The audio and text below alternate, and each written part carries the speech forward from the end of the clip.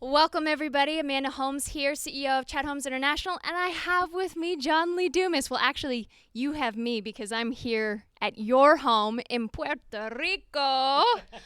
So happy to have you. I keep saying have you, but really you. I'm hosting you. Come on. So happy to be here with you. So for those of you that don't know, I don't know how you wouldn't know. You might have lived under a rock, but John Lee Dumas is the founder, the host of Entrepreneurs on Fire. 100 million listens, 3,000 guests. He was just telling me 400 inquiries a month. My goodness. But we're going to cover a bit of how that started, where he is now with his new The Common Path to Uncommon Success, uncommonsuccessbook.com. And John, can you share a bit, because it's very interesting how many business owners want to start a podcast today or are trying to break into the market. Can you share how were you able to get a Seth Godin, Amy Porterfield, a Pat Flynn at the beginning? What did that look like?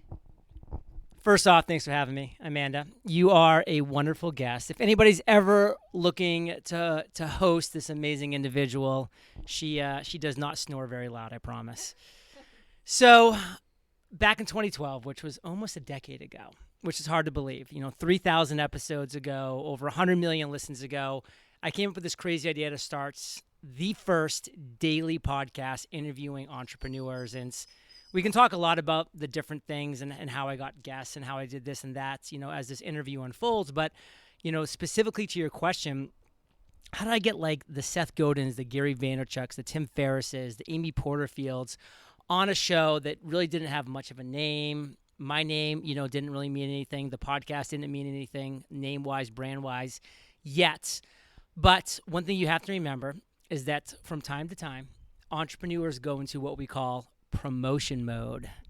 I'm actually in promotion mode right now for something called that book right there, The Common Path to Uncommon Success. Not that I wouldn't have granted Amanda an interview anytime that she wanted, but I'm even more so open now. And I knew that back in 2012, 2013. So I was strategic. I didn't just reach out to these individuals and say, hey, will you be on my show? I know you've never heard of it. I know you've never heard of me, but will you be on this podcast called Entrepreneurs on Fire? I did not do that. Instead, I said, I'm going to just interview people right now who, want to be on this show because, maybe they don't have a massive name or a massive brand yet. So they're excited to be on a podcast that's going to talk about their name, their brands, get on any platform. They're open and willing to do that and bide my time. And so I did that. And I launched 50 episodes, without those big names. So I was 50 episodes in, which, for a daily podcast is only a month and a half. So it wasn't like I was that far in time-wise. And then I was strategic and I waited. And what happens? Seth Godin launched a book, The Icarus Deception. Tim Ferriss came out with a book, The 4-Hour Body. Gary Vaynerchuk came out with a book, Jab, Jab, Jab, Right Hook. And they were in promotion mode. They would have said no to me a month prior, but now they were looking to get the word out about these books, about these projects that they were working on. So what did I do? I reached out and I said, hey, I have this podcast called Entrepreneurs on Fire. I have over 50 episodes in. Here are my download numbers. My audience would love your book for obvious reasons. Now is the time. Would you like to come on and spend 20, 25 minutes with me just talking about the value you can add to the world and then, of course, your book? And so because I was strategic and I waited and I did build up a mini platform, I was able to ask at the right time strategically and get those wins. And then as we were talking about pre-interview, once you get some of those big names to say yes, it's like everything becomes so much easier. Because once Seth Godin, Tim Ferriss, Gary Vaynerchuk, I could put as having been appeared on my show, who's going to say no? And it's really been that way ever since. I'll take that high five. Yeah. So that is the concept of the Dream 100. I mean, who's one person that could completely change your world? I know I did it with Russell Brunson just last week, asking him, will you come and interview? And for everybody that's listening, pay attention to the fact that, one, he didn't say, me, me, me, me. He said, what can I do to serve you, right? So stop thinking about me, my product and service, and start thinking about what do they want. And the same thing happened here, right? I went through my address book for my Dream 100 launch, and I happened to see that I had your phone number, which I honestly have no idea how I did. So I'm I see his number and I'm like, oh, I should say hello. What's going on? How are you doing? And then he showed this beautiful picture of Puerto Rico. You want to continue? Well, I'm literally sitting in this chair right here, if you can see it, and I'm working with my laptop on my lap, and this is literally my office when I get the opportunity to come out here and enjoy it, which is very often. And I get this text from Amanda, and I look down, and I'm like, oh, Amanda, like, I've known of, the Ultimate Sales Machine forever. Amanda and I have run into each other at multiple conferences, which is, I think, probably where you got my number the first time. And I was just like, hey, what's happening? Like, just wanted to show you what my office looks like today. And I took a picture, and then she responded with, oh, this is what my office looks like. And she took a picture of this snowy, cold, miserable, dark image. And I was just like, what are you doing? As you know, the great Jim Rohn would say, if you don't like where you are, you're not a tree, move. And so I said, go on Expedia, buy a plane ticket, come down to Puerto Rico. I know you have friends down here, visit them. I'd love to put you up in my home for a couple days, which we're doing right now. And she, being the action taker that she is, booked a plane ticket, came on down, and this is all within 7 days of that text exchange. And like, we never communicate. So it was just like, she decided to send that text. This happened, and now we're here, friends forever. Well, also, I want to point out that I didn't say, hey, I have this launch that I'm doing. Instead, I went, what are you doing?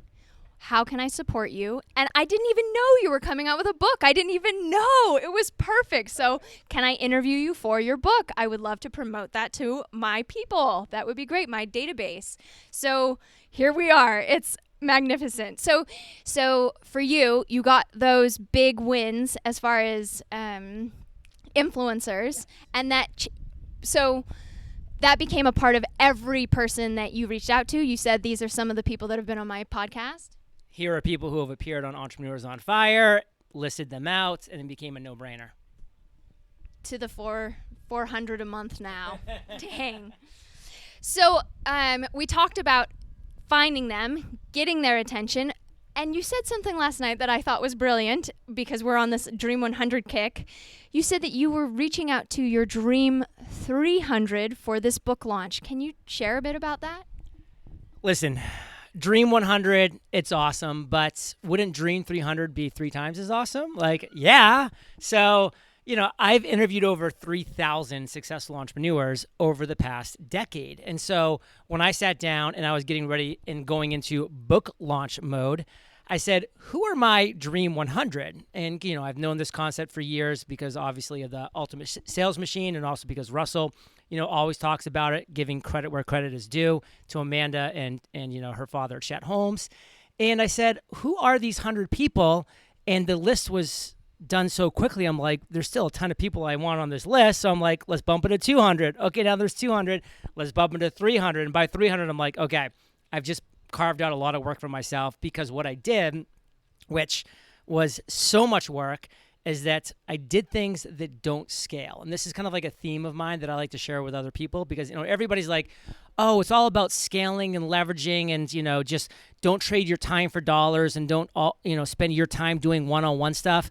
And I have never subscribed to that philosophy, because I believe when you actually do things that don't scale, it turns into leverageable and scalable opportunities as a result. So instead of just like creating one video that would have been like a great epic video, like 3 or 4 or 5 minutes long, and just doing a blast send out to all 300 people, which would have taken me, probably like half an hour to do in total, I said, I'm going to double down on that, because I've received those emails. It's been a blast email out, and it's been a boilerplate video. And I respect that. They took the time to create a video and send me a message and yada, yada, yada. But I know it's not just meant for me. So I said, I'm going to take it to the next level. And over the next 2 weeks, Amanda, I recorded 300 personal 4-minute videos. 4 minutes. And I started these videos off so the person knew. I'm like, Amanda, Holmes, John Lee Dumas here. Do you remember that time back in 2021 that you came down and stayed with a couple days with myself and Kate? Wasn't that just such a great time? And I would like hark upon, a past experience we had together to like tie that bond in and, build that reciprocity that I was about to ask for. And then I would go into kind of my delivery where I would say, listen, it's been awesome having you as a guest on Entrepreneurs on Fire in the past, because all of my Dream 300 had been a guest on my show. So I knew I had built up a lot of reciprocity, bringing them on my platform, sharing their voice, their message, their mission with the world. Now I was like, It was so great having you on my show to share your message with Fire Nation. Now I've spent 480 hours writing this book, 71,000 words, 273 pages. I spent almost all of 2020, my quarantine time, writing this book, and it is such a passion project of mine. Will you help me share this message with the world? Because, by the way, you were a part of it. And I'm saying this in the video. I'm like, Pat Flynn, Amy Porterfield, like, you guys were a part of this because it's the 3,000 people I interviewed that are the knowledge in this book. Like, this doesn't come from my brain and my story. This is your story, your brain that I learned over the years as a mentee to your mentorship during these interviews and all these things that make this book up. So I would love to ask you these 3 specific asks. And I got real specific on this. And these are during the videos that I'm doing a 4-minute video. I said, number 1, will you go onto Amazon and buy 3 hardcover copies? I was real specific. I wasn't like buy 1 or buy a few. I said, will you buy 3? Because I wanted people to really go and buy 3 hardcover copies. Then I told them why. I'm like, Amazon will base their bulk orders based off of how many hardcovers we have and pre-orders that we have. So I would love to really jack that up to have as high a number as possible. So Amazon has their bulk order as high as possible. So I asked them specifically what I wanted them to do, but then I gave them the why. Like, why? I didn't just want them to do it just to give me $3 because I get about $1 per book.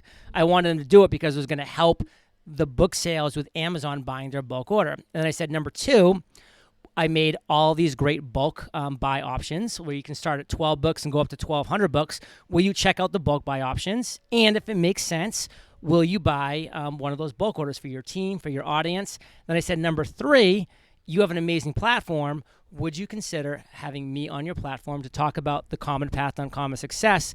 This is your knowledge that I would love to share condensed into this 17-step roadmap that I've created to financial freedom and fulfillment. Will you let me do that via a podcast, a show, Instagram Live, Facebook Live, like whatever platform you feel would best serve your audience?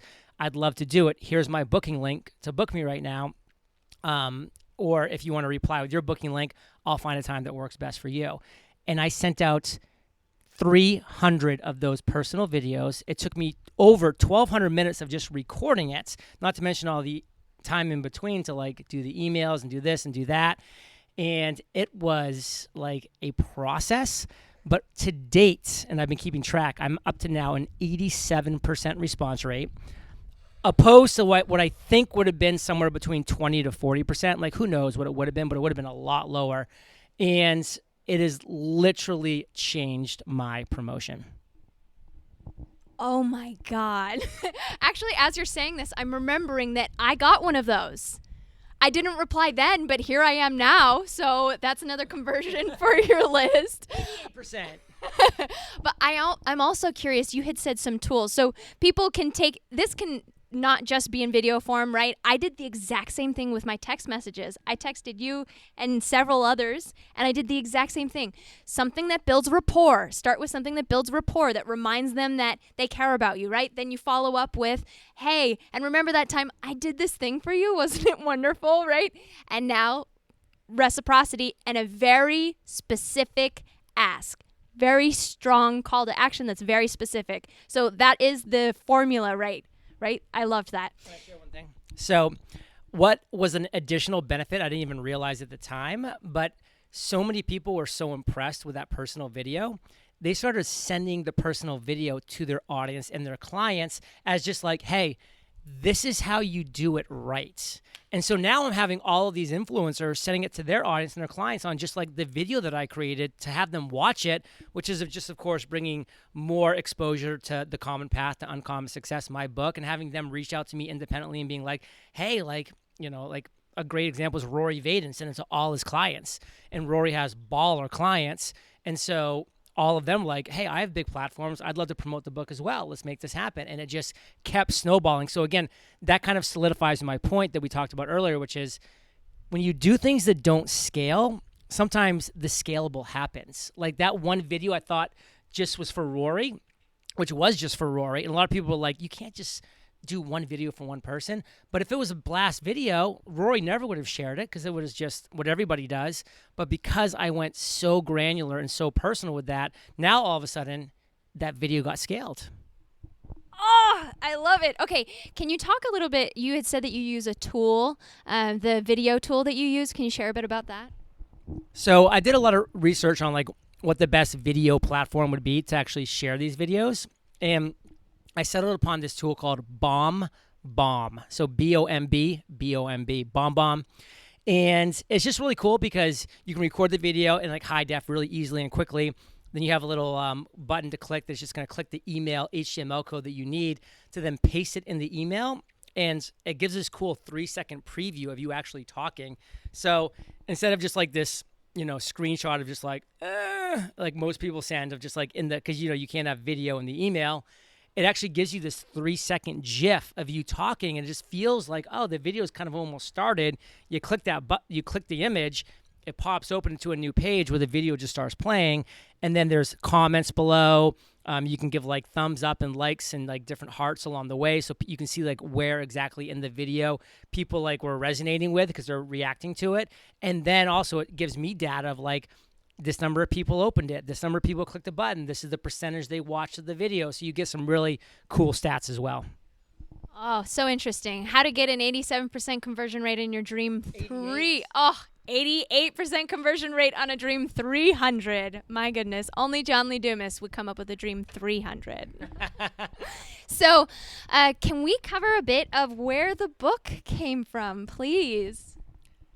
Thank you for asking. So as we mentioned, like I've now interviewed over the past decade 3,000 successful entrepreneurs.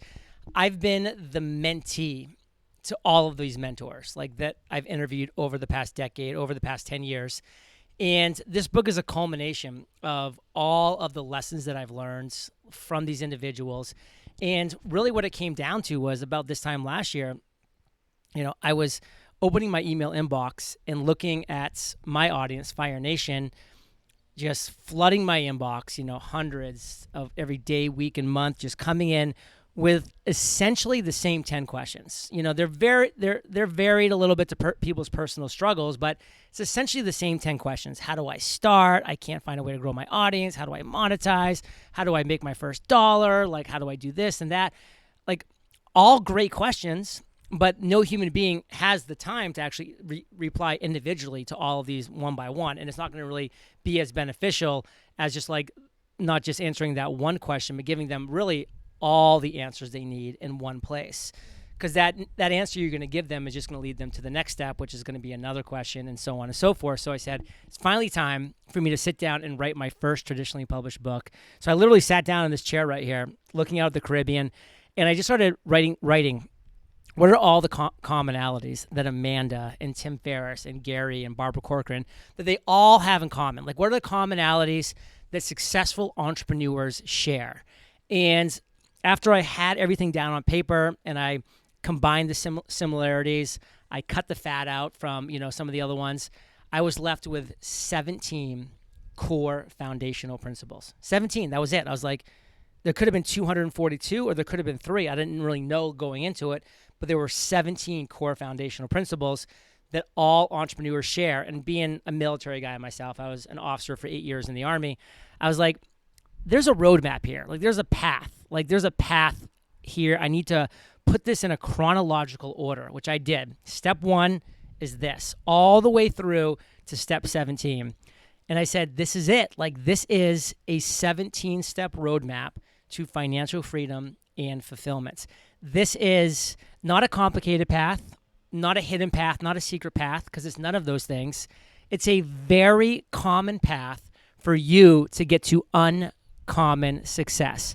That's what this book is right here. It is a step-by-step roadmap that's going to get you to your version of uncommon success, your version of financial freedom and fulfillment, step by step by step. And that's a very good point because, a stat for you, 65% of businesses do not make a profit. And we see this all day, every day. We'll have a $5 million company or a $10 million company come in and they're losing more than the $1 million guy that's just a one-man shop trying to, force their way. Can you share a bit of your ideology or philosophy around what success really is? So for me, having interviewed so many people and having engaged with my audience so often, Fire Nation, I've really come to realize like what success means to most people. Now, on the surface level, the level 1, I call it, we all have different versions of what success is, and we all have different dreams and goals and aspirations, and we should. Like, some people want to live in the Caribbean and have this. Some people want to live in Minnesota and be cold and freezing and, dark all day. Like, we all have different versions of what our success is. That's on level 1. But if you really go down 6 layers, and there's a lot of studies behind this too, and it's actually a great John Maxwell phrase I'm about to share because it's just so true. We want 3 real things in life. We want to wake up every morning and we want to do what we want to do, where we want to do it, with whom we want to do it with. If you have those 3 things that you're honestly checking the block on, you have your version of success. You have your version of what I would call uncommon success.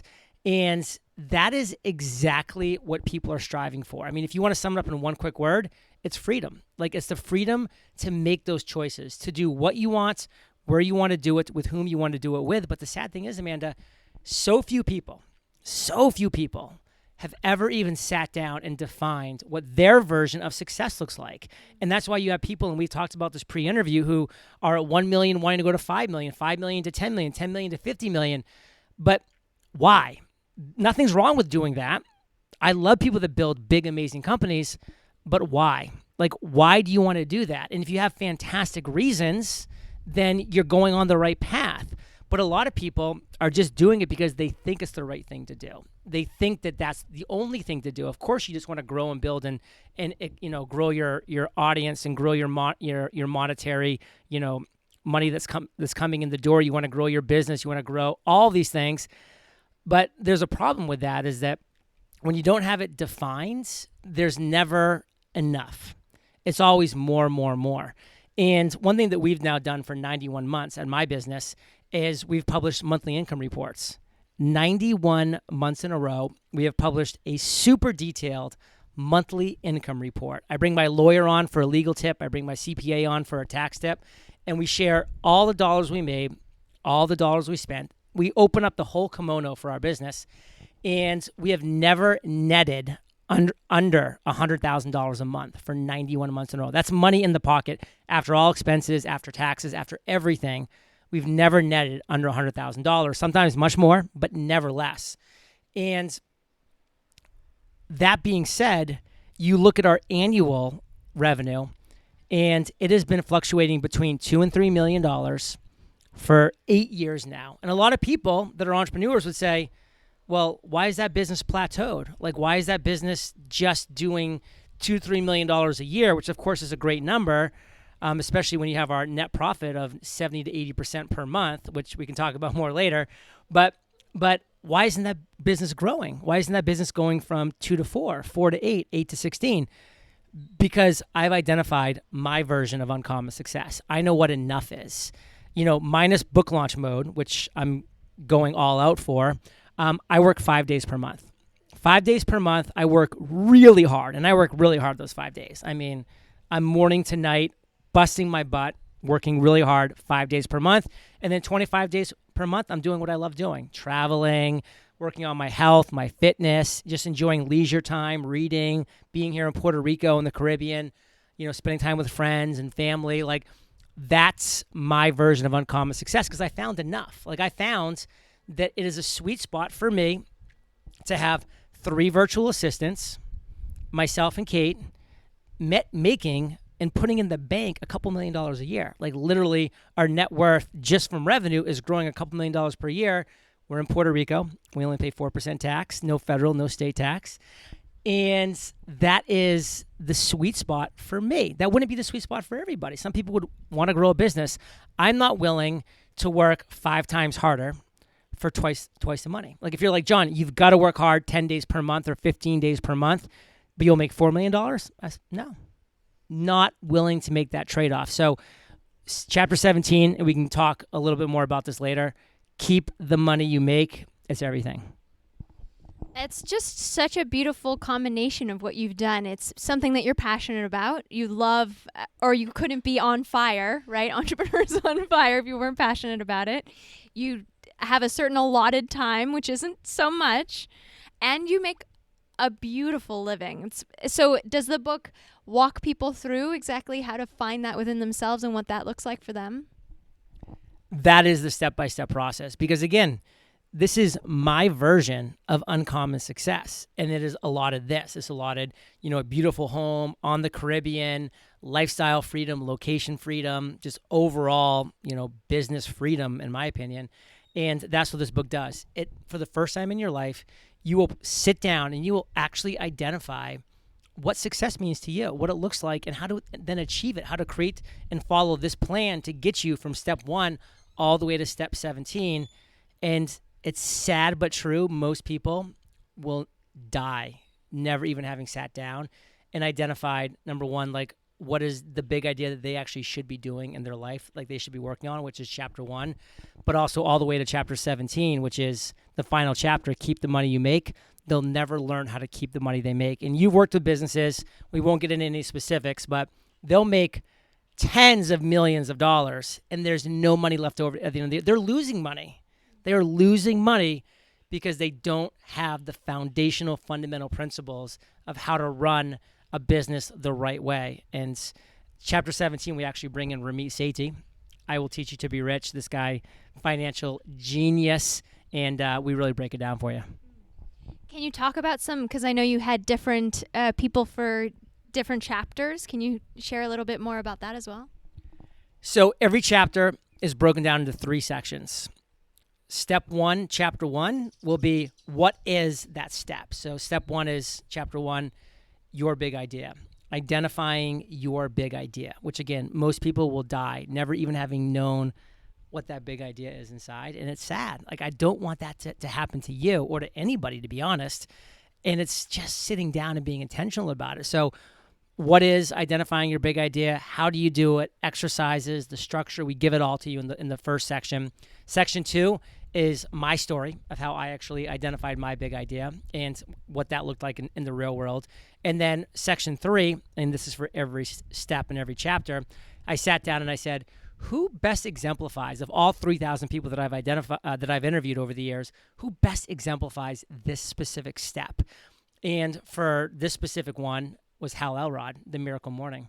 And I said, that was a big idea. Here's a guy, he was fat, he was broke, he was unhappy, and literally figured out from a Jim Rohn quote that he shares in the book what he needed to do. And I won't butcher the quote right now, but essentially it involved him taking control of his morning. Nothing else, just his morning.